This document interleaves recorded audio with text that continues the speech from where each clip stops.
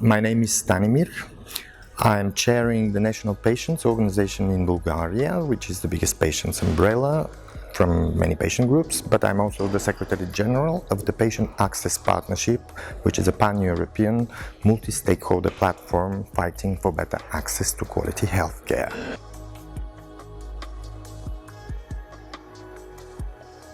In general, I'm part of many organizations. All of them are basically focusing on patients. In Bulgaria, I'm chairing the National Patients Organization, which is an umbrella of groups of patients with different diseases.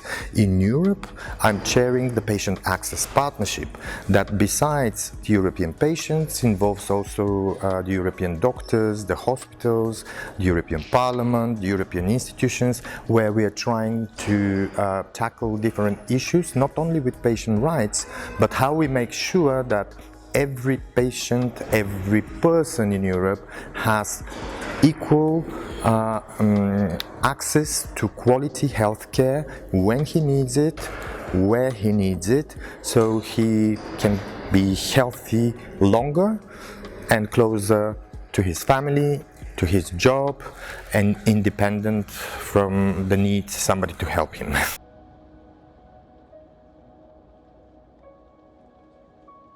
I've been working on many similar projects, but this is our first Horizon 2020 project.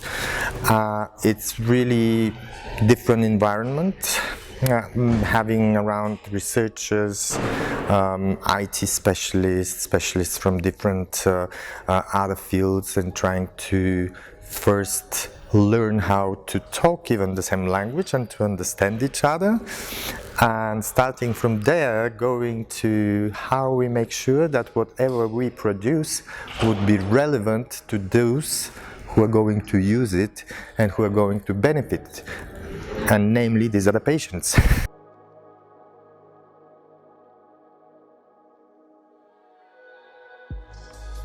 The role of National Patients Organization is exactly to translate these very technical and very innovative and futuristic things that are happening in the room just next to us into a very understandable language for patients, for policymakers, and for decision makers. Why and how technologies, artificial intelligence, big data can change our lives. How technologies in future could play bigger and bigger role for our treatment, for our diagnosis, and for our longer and happier living. Actually, our role is to convince the entire society that we already live in the future. It's a matter of time that we understand it and we start using it.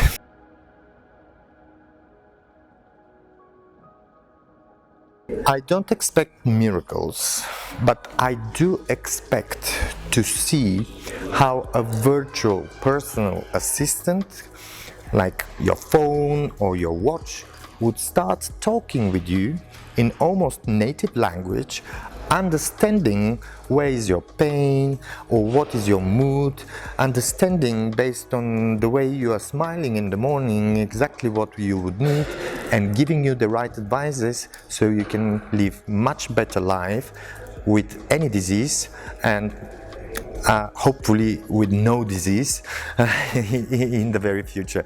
So it's a proof of concept, but I do believe that it will be a great step towards the real digital future of health.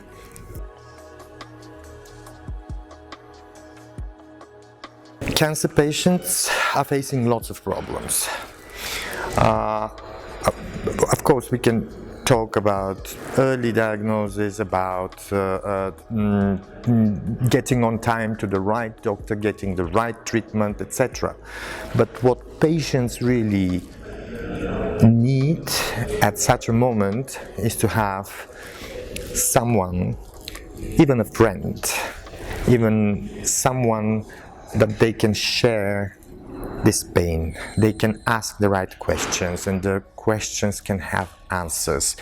Even someone who would be next to you and telling you a good word that everything will be fine regardless what it is. So I think that in a way technologies, besides linking us and making us closer also to our doctors, could help us a lot in this process and filling this gap for patients with cancer.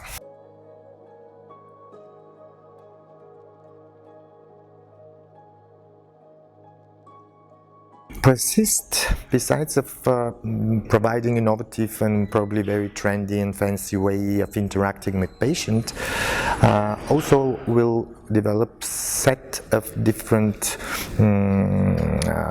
devices or different sensors that will be capable to follow the patient and how his disease is developing, progressing or not at home. And I think this is extremely important.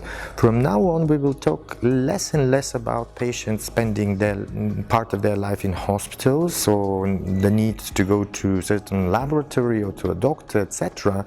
And more they will be capable to stay home, to take care for their children, and the technologies actually to be those who will follow their condition, and in case something goes wrong or in case something is suspicious, the technology would be alarming your doctor or yourself so you can take the measures on time before it's too late or before the complications are there.